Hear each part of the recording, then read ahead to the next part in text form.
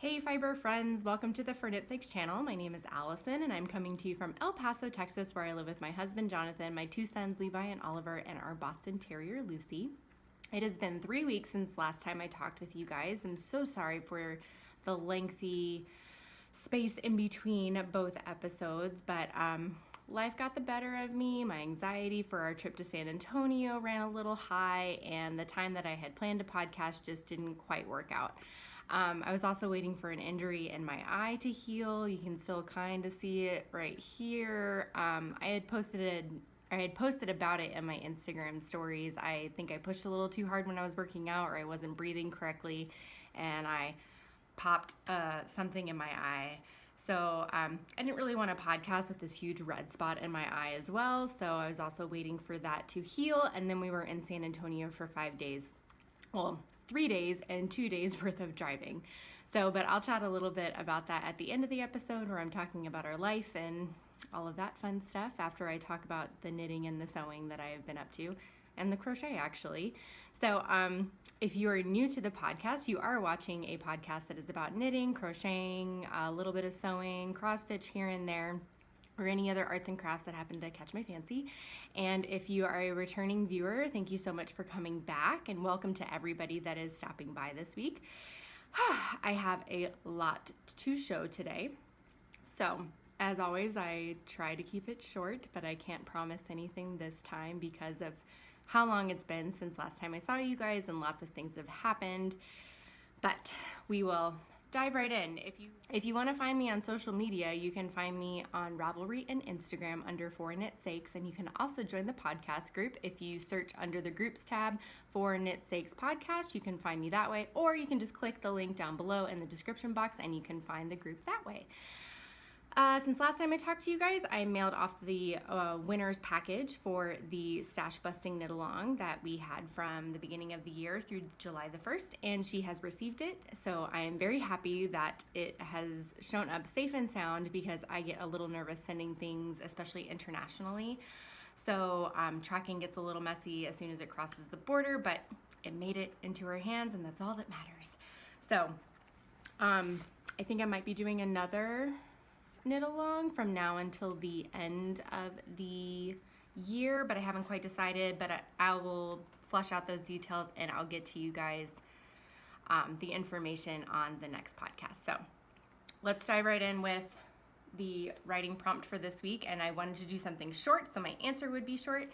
And because we are planning our cross-country road trip to Alaska for our move next summer, or at least I am, my husband's not worrying about it because our brains just work differently that way. But the question is, imagine you are planning a trip across the continent on which you live. Assuming you have unlimited time, resources, and energy, what will be your mode of transportation? Now, my mode of transportation that I wish we could have is a small Airstream and an SUV that's capable of towing it, because of Oliver's celiac disease, we need a kitchen, and finding hotels along the way might become a little bit difficult, and it would be nice to just have a kitchen already there to cook the things that we need. And I've already planned a few things. I won't dive into it right now just because I get very specific and very detail oriented about things like that. So that would be my ideal thing. But next year we're probably just gonna have an SUV, or like a mid-size SUV. We're planning on purchasing a new car, trading in my decade-old Camry, which I wish I could just drive into the ground, but we need some sort of all-wheel drive vehicle for while we're in Alaska. And since mine's the oldest, that one gets traded in instead of the one that we bought last year. So life of military families, there's not much we can do except roll with the punches and make things work. So okay, trying to keep this as short as possible. We'll just jump right into our finished objects. And I have 2 sewing finished objects that I want to share first. Oh, and I technically have 3, but I don't have one with me. I made 2 of the over the arm, try to lower them here. They don't quite fit in the frame. There we go. So these are just over the arm knitting bags from some fabric that I had in my stash. So one is this pretty little, like, I'm not sure how to describe it, but kind of like a fleur-de-lis sort of thing within the circles and some flower details. And then this is some other fabric, kind of like branches and vines, leaves. I just had this yarn, or not yarn, this fabric in my stash. And these are going to be headed out to some friends of mine. And I have one more cut of this fabric right here that I'm going to make for myself, since I've given away all of my other bags that I have made, because I am in a major destash / purge mode with moving next year. So I want to get things out that I don't want. And I also have some pajama pants that I made for my youngest son, but they are in his room, so I can't show them right now. I might show them on a future podcast, but I'll share the link to the pattern that I use because it's free, and it's like Patterns for Pirates or something like that, and they're called Walk the Plank PJ pants. They have adult sizes and kid sizes, so really easy and simple pattern to follow. I'll put the link down below and also put them in the show notes on the Ravelry group so you can check them there. Now let's get into the knitting finished objects, and I have a bunch. So the first one I'm going to share is my brioche cowl that I had been working on for months, and I finally finished it. And I used up the majority of the gray yarn that is in the background, and there's still quite a bit of this Noro yarn left. Now this is technically the wrong side while I was knitting it, but my husband likes that side much better than the quote-unquote right side. But I think they both look equally cool, and I love mindless brioche projects like this. There are a couple spots, I mean, you can kind of see the holes, right? Are they holes? Or yeah, that one was actually a hole there. I had done something funny, like I had forgot to properly pick up a stitch or something, so it looks like I actually decreased because there's a, you can see where it goes from 3. Do you see where I somehow got rid of a brioche rib there? Whoops, oh well. That's what makes it handmade. I don't really mind mistakes in my knitting because it makes it handmade. Like, you know, somebody made it if there's a mistake somewhere in there, and I'm okay with mistakes. Nobody else is gonna notice that except for me.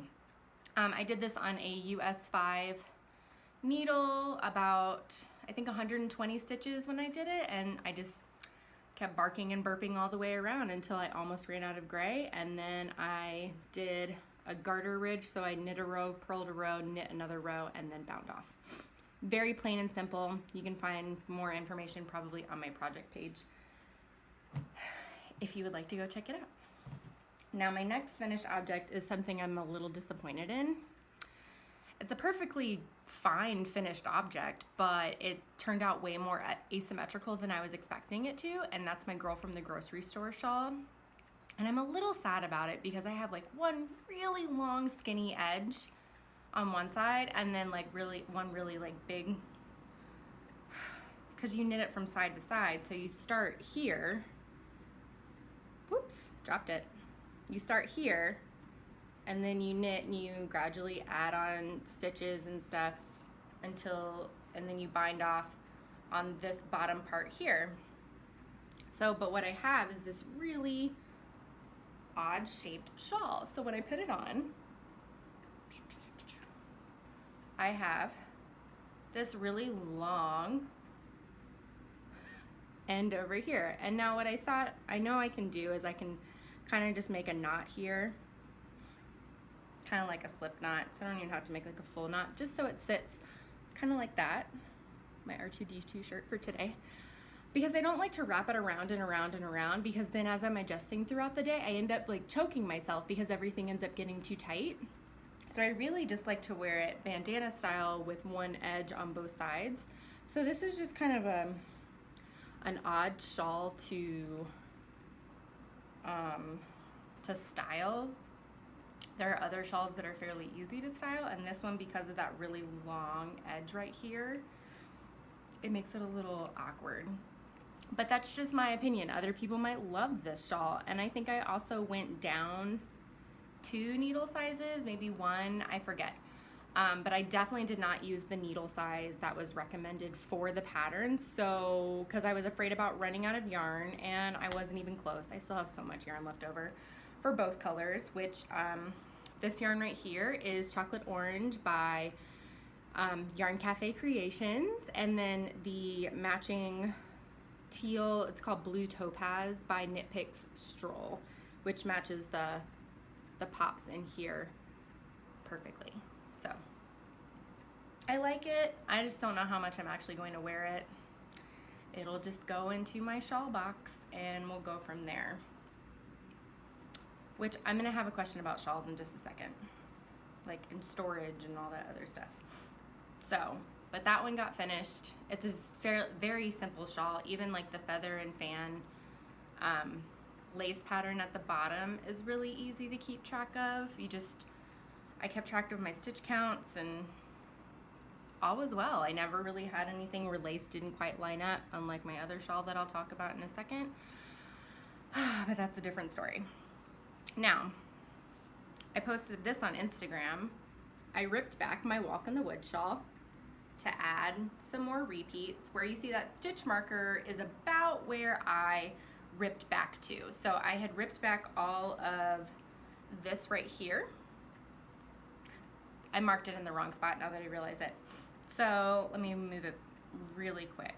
I added about 30 rows because I had originally done 2 repeats of the chart in the pattern. And Lisa Hahn's patterns are charted as well as written out, which is really great because when I first knit this shawl, I could only use the written out pattern. And then now that I'm a little bit more experienced in charts, I can read the charts without any issues, which was really great. But I definitely suggest printing them in color. I was trying to save money and printing it in black and white, or maybe we didn't have a printer that printed in color at the time. And it was very confusing to read the chart because it was all just shades of gray. And then when I printed it out in color, it was a lot easier to differentiate. So now that I added that back in, I ripped back to about there, maybe a little farther. So I didn't add a whole lot in the grand scheme of things, but I added enough that the shawl is much larger. This one is not as asymmetrical as the Girl from the Grocery Store shawl. I find that my Lisa Hahn shawls don't really have that one really skinny end on it, just like the Girl from the Grocery Store shawl was. And this one sits much better bandana style, like it's a lot more full up here, and then you have 2 pretty even tails on both sides. I'll lift myself up so you can kind of see. Dun, dun, dun, dun. So, and this is a cotton linen Rowan yarn. And then this is I think it's like Misty Skies alpaca cotton silk blend. I have the information, of course, on my Ravelry page. I keep very good track of the yarns that I use for projects, but I was really proud of myself that I was able to rip back, pick up all the stitches, figure out where I was, and keep on knitting without a hitch. So that was really fun to do. A little nerve-wracking because I ripped back, and my method of ripping back for most cases is to rip back to the row before I want to knit, and I rip back 4 or 5 stitches, and then I pick up those that I ripped back, and then rip out a few more, pick up a few more. I'm okay at picking up stitches, but these had slip stitches, and I wasn't sure if I was picking up the right stitch or not, so I just decided to rip back and pick up as I went. And I'm about to do it on my eyeball shawl as well. I've talked to my friend Lauren about that. If you've knit the eyeball shawl, the brioche around the border is a ridiculous amount of stitches, like 400 to 500 stitches, and I'm considering ripping it all back because if you've seen the episode where I finished it, I had posted about it in a mildly offensive fiber artist group, and I had posted it on my page, and a lot of people said it resembles a part of the female anatomy. And so I'm thinking if I rip back all the pink yarn that I used and I replace it with some purple, that maybe it won't look so much like a shawl-gina, if you get what I'm saying. But I haven't fully decided if I'm gonna rip back or not because I have other things to do. So here's the beginning part of the shawl. It's stockinette with a couple pearl ridges in there to kind of separate it. I honestly think I'll probably knit this shawl again at some point in my life just because I love her shawls. If she came out with a book, I would totally buy it. Speaking of, Melanie Berg is releasing a shawl book, and I really want to buy it because I love a lot of her patterns. It's a $30 book, and I figure if I knit 5 or 6 patterns out of that book, I totally get my money's worth. Plus, sometimes those pattern books are just really pretty to look through. I don't like to collect books very often, but that would be where I would make an exception. So that's another finished object, even though I kind of ripped back a 1.5 year old project to fix. That's kind of my theme of what I'm doing these days, is fixing old projects and making it so I love them again. I finished my Follow Your Path socks, which is by Kay of the Crazy Sock Lady. I'll put them both on a sock blocker. I raced to finish these, and it was a very easy knit, and I knit it out of some Piraten Vola yarn. Oop, too close. I always forget how close the camera is now that I have this set up. So a very easy 4-row patterned repeat with an Eye of Partridge heel, which I'm still not a fan of heel flap and gussets. I don't think that they are my go-to because I don't like to pick up stitches and then keeping track of decreasing stitches along the gusset until I have what I need. But you can see, oh, I have like a shadow right there. It's actually cloudy today in El Paso and I'm loving it. So a very easy repeat down here, very big cuff. This would make a really good gift knit for Christmas, which I think is what my next knit along is going to be knitting for Christmas, whether it be for yourself or for your family. But this would make a really good gift knit if you choose to do it. It's on Ravelry. It's been released as of July the 15th. So I would recommend going and buying it. She fairly frequently has discounts on her patterns. When she first releases them, she usually has a discount code, and then sometimes throughout the year she'll have discount codes as well. So just kind of keep a lookout on that. Follow her on Instagram and pay attention to her stories. So those are done. And then also, while we were in San Antonio, I finished my sport weight vanilla socks. We had a lot of downtime, and I got and made mistakes on these socks, and I'll show you what I did. I don't know what I was doing. I must not have counted properly, but these are the socks that I did a instep ribbing so that they would be slightly more snug around my instep, and I did them in the wrong spot on the second sock. So if you line them up, can you see this sock here? I did it 10 rows too soon. It still lands in a pretty decent spot on my foot, so I'm not super worried about it, and they're on my feet. I don't care. Nobody's gonna notice. I even took a picture and a friend didn't notice until I said something about it. But this is Hawthorne Sport. I forget the colorway. It's on the project page. I did a Judy's Magic cast on for the toe, I think 10 stitches, and then I increased until I had 44 stitches total. This yarn is a little bit thicker than sport weight yarn, so I had to go down or the socks would have been super duper floppy on my feet. And then I just knit all the way up. I knit a tube, did an afterthought heel, and then I did a twisted rib for the cuff, and I increased right before the cuff on both socks, and then I did a stretchy bind off, but because they go so high up on my legs, they are a little snug. Now I don't know if they are snug enough where I should rip back and redo it. I could just fold down the cuff when I wear them, but I think I'm gonna wait. But I like how the way it spiraled on this one. And then the other one, it didn't quite spiral, but it like all pooled on one side of the sock. So like you look at this side here and you have all of this teal, and then you go to this side and there's like nothing. It spiraled a little bit up here, and that's pretty much it. It's really weird kind of like how that happens, how yarn pools like that. Pools, flashes, stripes, micro stripes. And I also finished my tube for my Lorax socks. This has a lot of stitch markers on it, and I'm not moving them until I get to cutting for the heel and to cut the sock in half, because as you can see, there is a cuff on both sides. I have it marked right here in the middle where I'm going to put a set of needles above and below this stitch marker right here, my little seahorse. And I'm going to cut the socks in half, and I'm going to do the heels first, and then try the sock on to make sure I don't need to add any length to the foot, because you know, all yarns are different, but my average for my foot is 70 rows before I do my regular toes.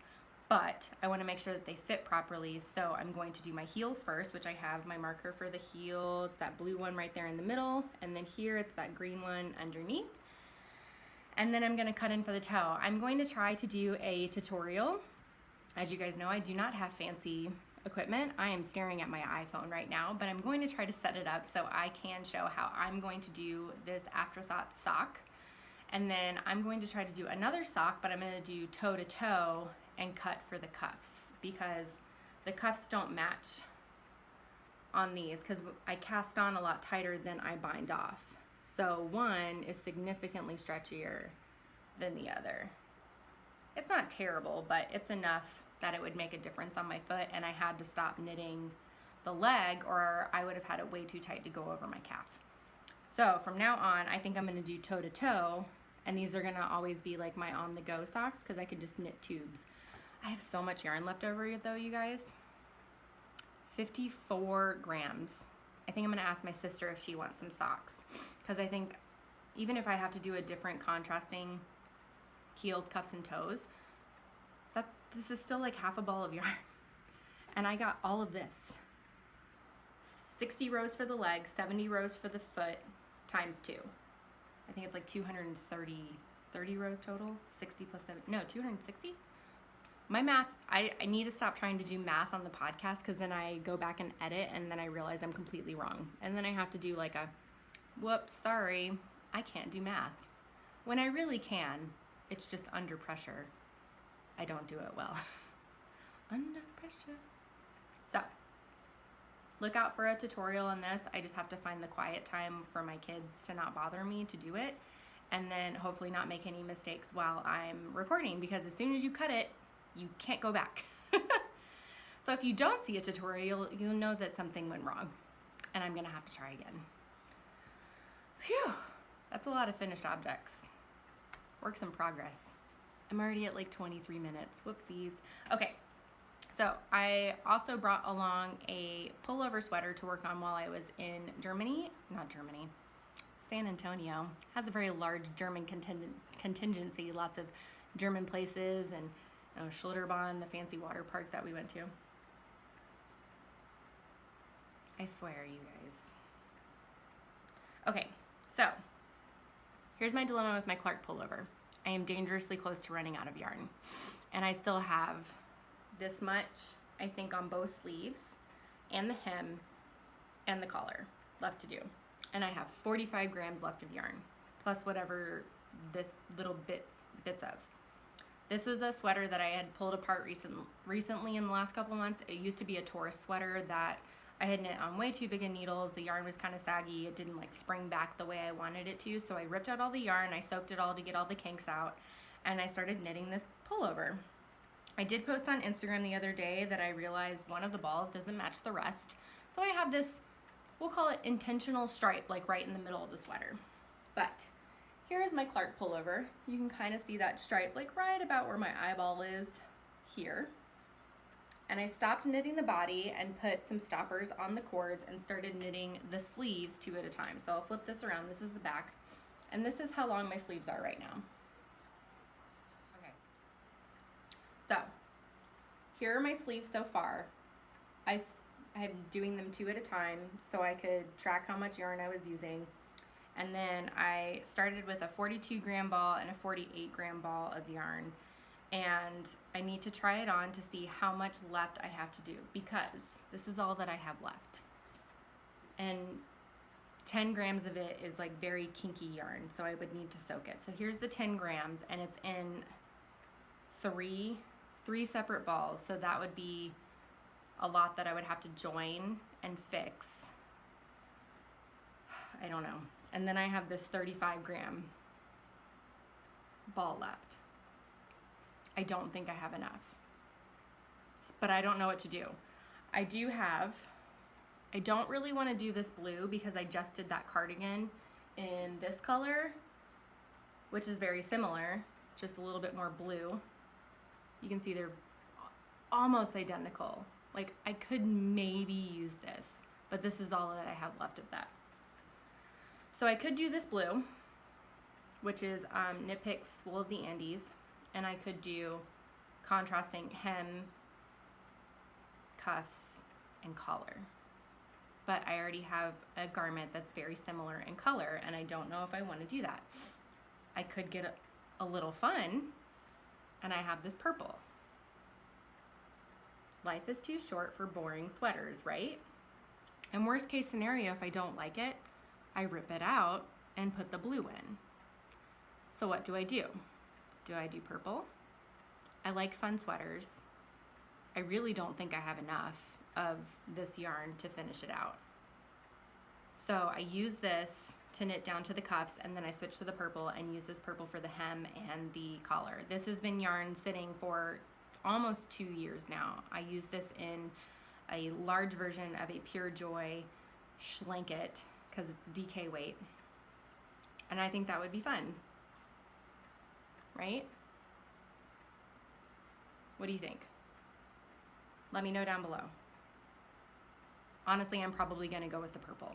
Just fair warning, I'm most likely gonna go with the purple, even though if a lot of people are like, no, go with the blue. But then 10 months down the road, I'll be like, well, I decided to rip this out and knit it back in blue. Whatever. Okay, continuing my blue parade and including a new bag that I got from Soprano Knits, Becky from Soprano Knits podcast. She was destashing some things and she had this Lone Larch bag, who is Jenny. She's Lone Larch Designs and Lone Larch on Instagram, and I think she's not Lone Larch on Instagram.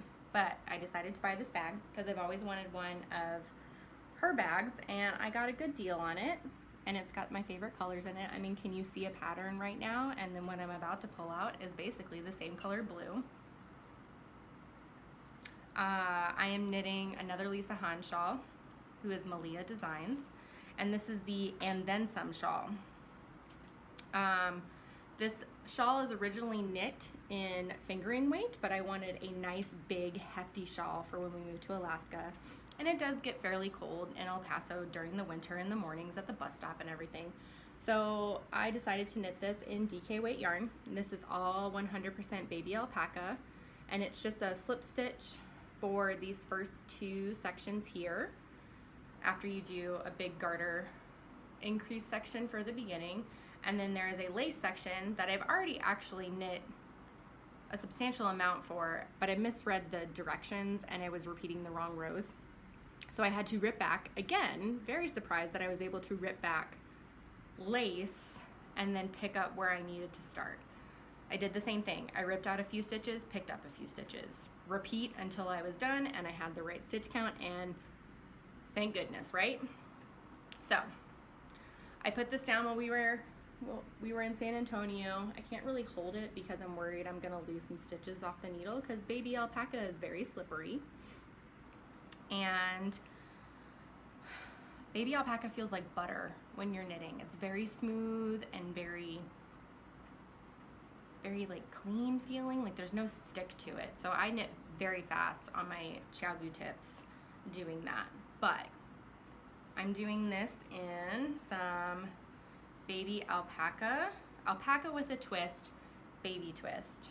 Can you read that? Yeah, 100% baby alpaca. So I had 3 balls of this, and then I am doing the gray. It's this Andy and Son. My mother-in-law bought this from Amazon. They sell them in packs of 3 for $28, I think, but it's made in Peru. 50 grams is 124 yards. So I get a little bit more yardage with this, but I only have this much left of the gray, and then I have a lot left of the blue. I don't know what I'm gonna do with all these leftover DK leftovers. I have like a whole bag of worsted and DK leftovers that I don't know what I'm gonna do with. I'm thinking of making like big pom-poms and making a pom-pom wreath out of them. Cause it's all like, it's not enough to do like a hat or something with, but I don't know what else to do with it. So that's a shawl that I have on the needles, and then some by Lisa Hahn's or Malia Designs. I told you I had a lot to share this week, and I have one more thing to do. For my kids' Christmas presents, I wanted to make them temperature blankets, and I have had these charts done for 2 years, I think. Since we first moved to Germany, these were the highs of their first years of life where we lived. So you can see Oliver's, we lived in Germany, lots of blue, a little bit of yellow, a little bit of orange, but a lot of blue and green. And this is my key, like over here on the side. Oops, too far, there we go. And then Levi's, we lived in Virginia and Fayetteville, North Carolina. So a lot of reds and oranges for his, which works out really well for making the blankets, because then I picked 2 skeins of each color. I am using box store yarn because if I run out, I can just go and pick up another skein instead of having to order and wait for shipping. And I'm using a lot of Karen Simply Soft and Red Heart Soft and Loops and Threads Soft and Shiny, I believe. And I'm just crocheting 1 row a day, run 1 row per day, but I have to crochet 8 to 10 rows a day to finish both blankets by Christmas. Because Christmas is like 153 days away. We got an Alexa Dot or Echo Dot, and so we ask those kinds of questions every day. But this is the beginning here. So I started on the day that they were born, which is April 13th for Levi, and then I'm just crocheting 1 row a day. And I'm going to leave the fringe. I'm going to knot it, and I'm gonna leave it because I don't want to weave it in on the edges, and then I'm gonna have these really thick edges right here of all this yarn that's here. So I'm gonna leave the fringe. I might still crochet a border, but be careful to like incorporate the fringe in it so it still sticks out, and then go from there. I'm only through like the end of May right now, maybe the very beginning of June. It's going to take a very long time to finish these, and I'm only working on them when they are asleep, so they don't see them as I'm working on them. And getting those 10 rows done, it usually takes like 1 full episode of Game of Thrones, which is what me and my husband are binge watching right now. We're somewhere middle of season 3. So I think that is all my works in progress. I know I kind of sped through those and I asked a lot of questions. I'm checking my list and it looks like I've done everything. Awesome. So let's get through some acquisitions and some lovely things that my Knitting Guild ladies have given me, gifted me, brought to me, etc. So let me move some stuff out of my way. And so I went to my last Knitting Guild meeting and we were doing a de-stash auction where ladies were bringing in things that they didn't need anymore, finished objects, yarn, books, knitting bags. So I brought in a few of my things to try to make a little bit of money and to get things off my hands that I didn't need anymore. And I showed up at the meeting and one of my friends, Susan, she is super duper lovely, leaning over here, she pulled me over and she said she really loves my attitude and my behavior. I think she said I'm so cute is what she says. Now I am the youngest in the Knitting Guild by like 15 to 20 years. So a lot of these ladies are older, we'll just say that.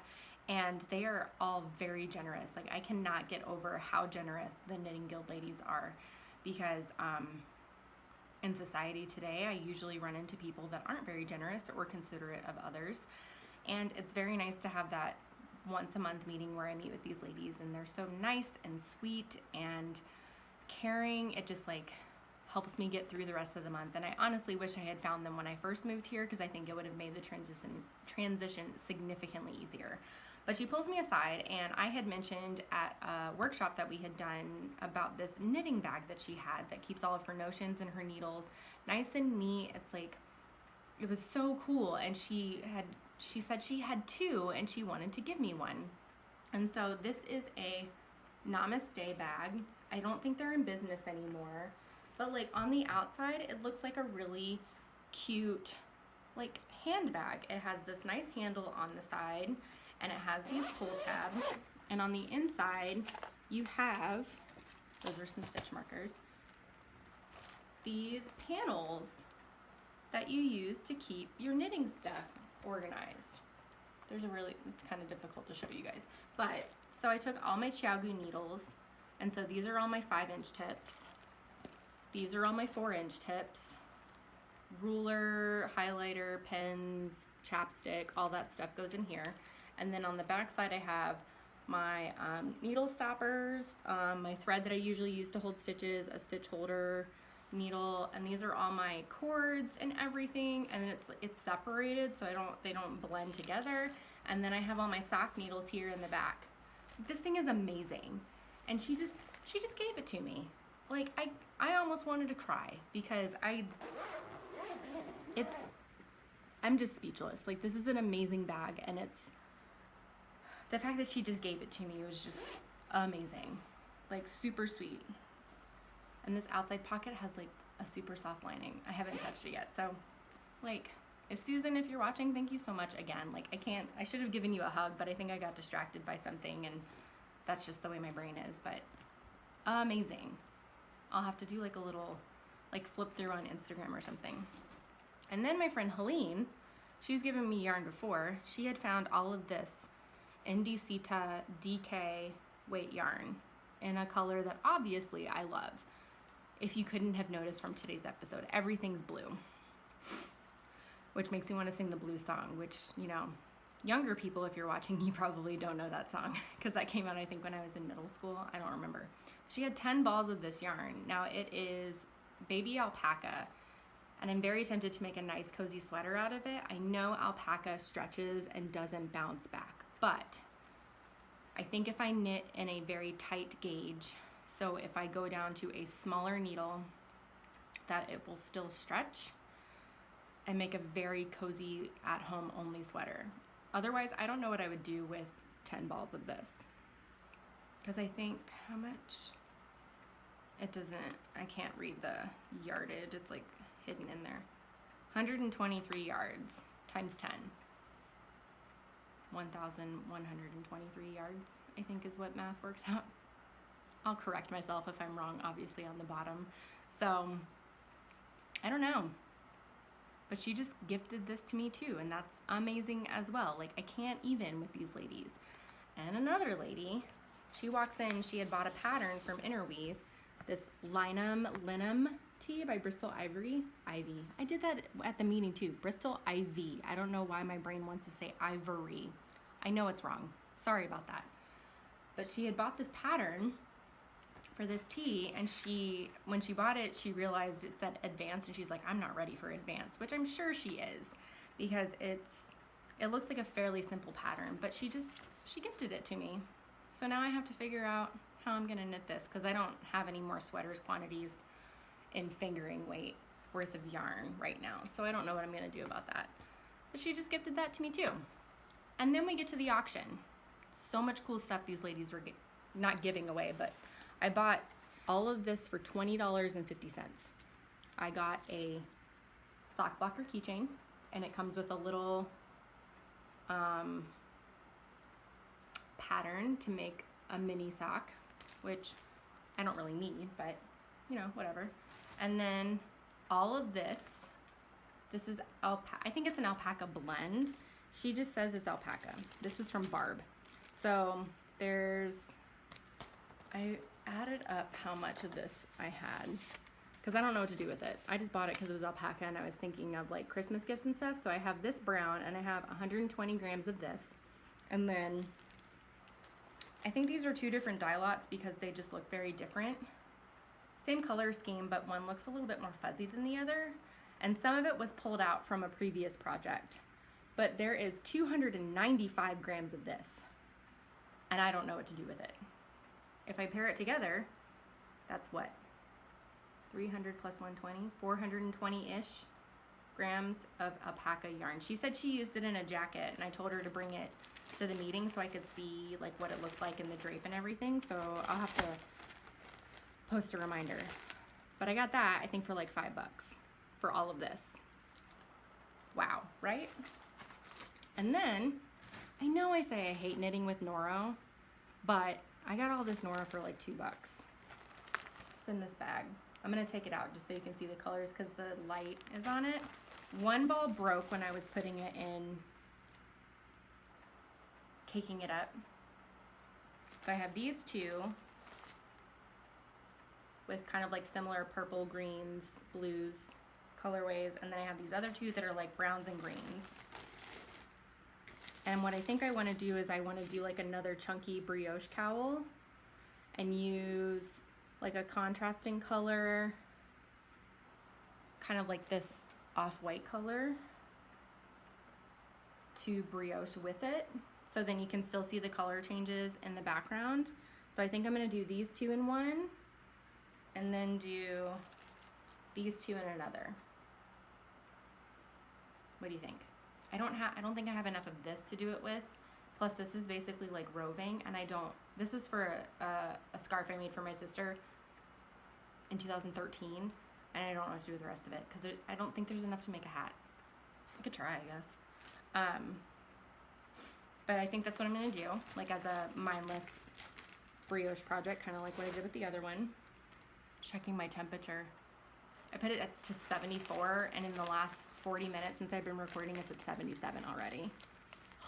Get me out of the desert. Okay, and then random mystery wool skein of yarn. I don't know what I'm gonna do with it, but I got it for $1. I feel like my grandmother. Does anybody else have a grandmother that's like, I bought 15 bags of peas and they were all on sale? I got this for $1. I don't know what I'm gonna do with it, but I bought it for $1. Does anybody else do that? I got it on sale, so it was a great deal, so I bought it. I feel like that right now. So I don't know what I'm gonna do with this, but it's like a nice natural wool blend. Wool blend, I don't know, it's pretty rustic, so it might be 100% wool. I don't know, but, and then 4 balls of sock yarn. 4. Like one of these balls I think would have cost me at least like $15, if not more. Reaching, because I have to pick it up. So one lady who's just joined, she's living down in Juarez with her husband. He's doing some sort of temporary work. She's only here for maybe like 6 to 8 months, maybe a year at the most. She had a lot of yarn that she brought to de-stash, like an entire box full of patterns, not patterns, Croy, patterns like wool worsted, like 100% wool that you can buy from the store. And then she had these. They look very similar. They're not the same colorway. One's colorway 4, one's colorway 2. But very similar in colors, and I'm thinking, you know, Christmas socks for my dad. And then she also had this. This is 200 grams. This would probably make me like 3 pairs of socks. This is fingering weight. These were sport weight, so these will make some nice like cozy socks. And then another lady, I'm pretty sure this is Regia. There was no ball band, but I got this for $1. I figured I would make myself some Christmas socks. So I got all of that for $20.50. And I sold $33 worth of stuff. So I still came home with $10 and all this yarn. Yay me, right? But now I can finally put this away. It's been like sitting out for 2 weeks now because that meeting was before we left for San Antonio. My computer's gonna fall asleep. Okay. If you just came for the knitting content, I'm done. Sorry it took me so long this week, but I'll try really hard not to have 3 weeks in between. If you enjoyed what you saw today, please like and subscribe. We can get my video out a little bit more, so maybe whenever I start this new Knit for Christmas knit along, then we can have some more participants. I will figure out some sort of prize to do for that. Whew. And if you want to stick around and hear about what we've been doing for the last couple weeks, more than welcome to grab your knitting, have a seat if you haven't already, and hang out with me for just a couple more minutes. I'll try to keep it under 10. As usual, we're not super interesting people, but we've actually had some cool things happen in the last couple weeks. So if you're leaving, I will see you guys next time. Thank you so much for stopping by and checking me out. Join the Ravelry group and like and subscribe. Okay, I need to drink a little bit more and then we'll be on our way. We'll go backwards from this week. So today's Thursday. Sorry, I didn't mention that before. I always put the date at the beginning of the video anyways. We got home from San Antonio on Sunday, and I spent Monday and Tuesday rearranging about half the house.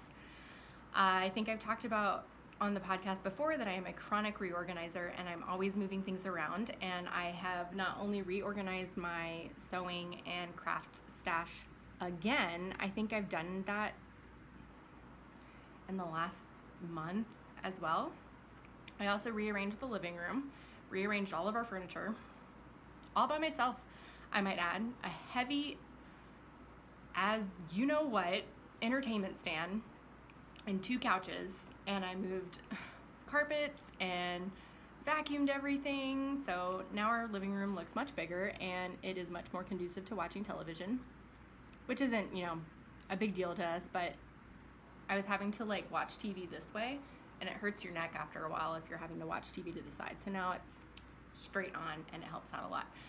And now I have all my knitting stuff organized, except right now it looks like a bomb went off because of this podcast, but I'll fix it and put it all away, and it'll be just fine. Everything's okay. But so I did that as soon as we got back. We went to San Antonio about a week ago. We left on Wednesday, and it takes a full day just to drive to and from, because San Antonio and El Paso are 8 hours apart from each other. And I kept making the jokes like, what did the pioneers think when they were like traveling across the state? They're like, let's just go 1 more hour west, and then we'll make the spot there. El Paso could have been significantly closer to San Antonio.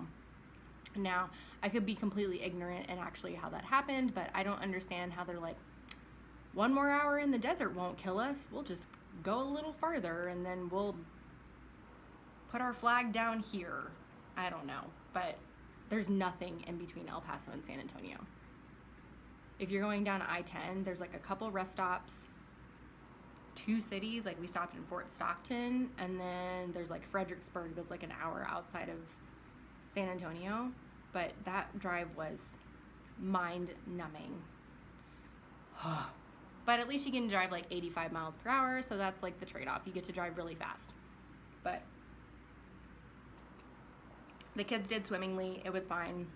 We stopped twice, I think, there and on the way back, so we made it in about 9 hours, which is perfectly okay, but it's something I would prefer not to do again.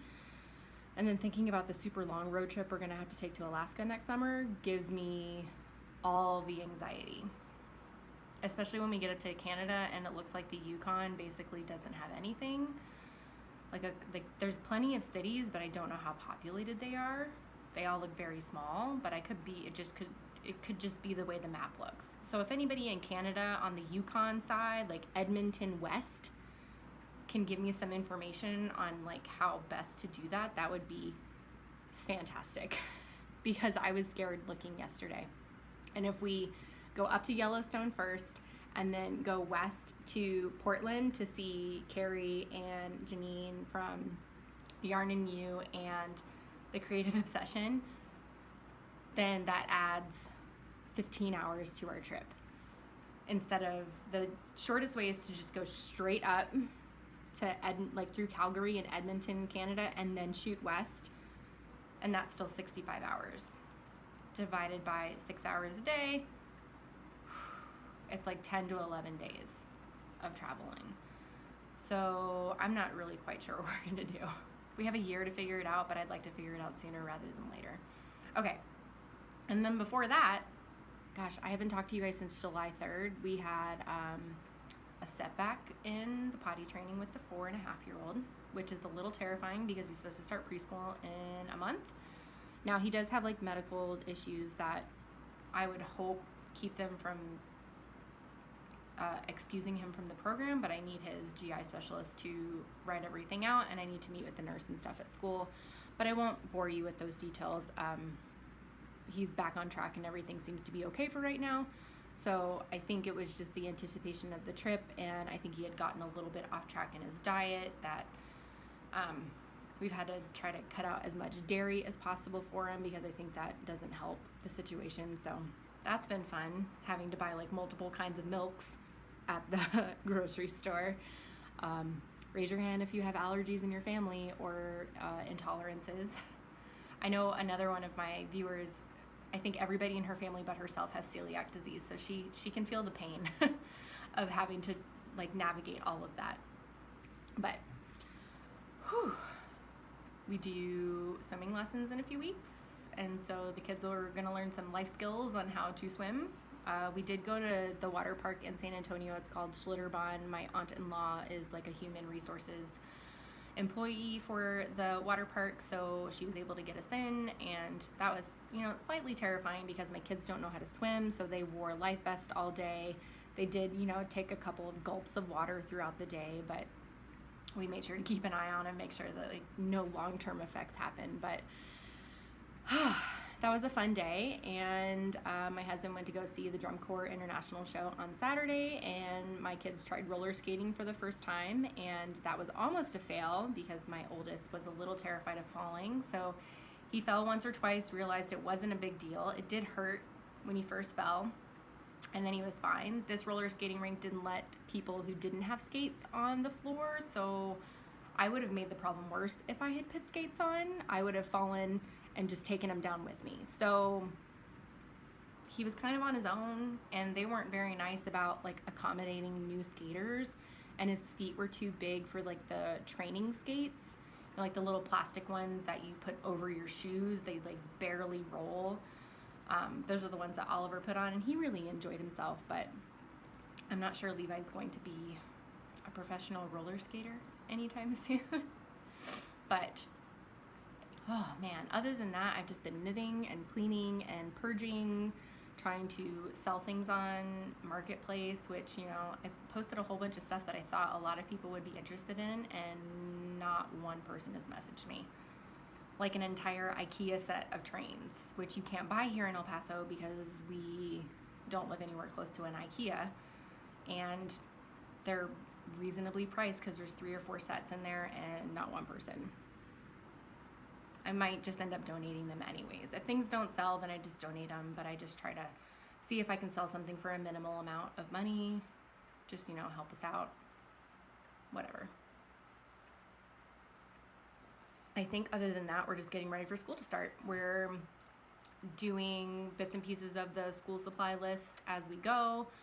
Everything's in the stores now, so luckily my grandparents, no, my parents, the boys' grandparents, are helping out by getting a few things, and I just have to get some more uniform stuff for the boys. They have to wear like t-shirts with the logos on them to school, so it's not a huge deal, but things just kind of add up quickly when you buy a chunk here and a chunk there. So I have another month to gather everything up, and we'll be good to go.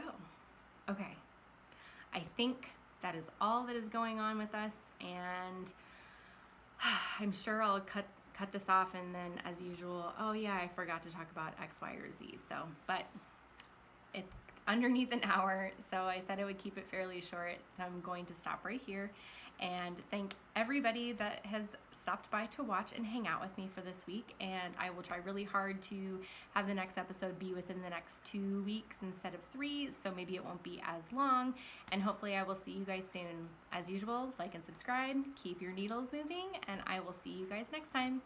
Bye.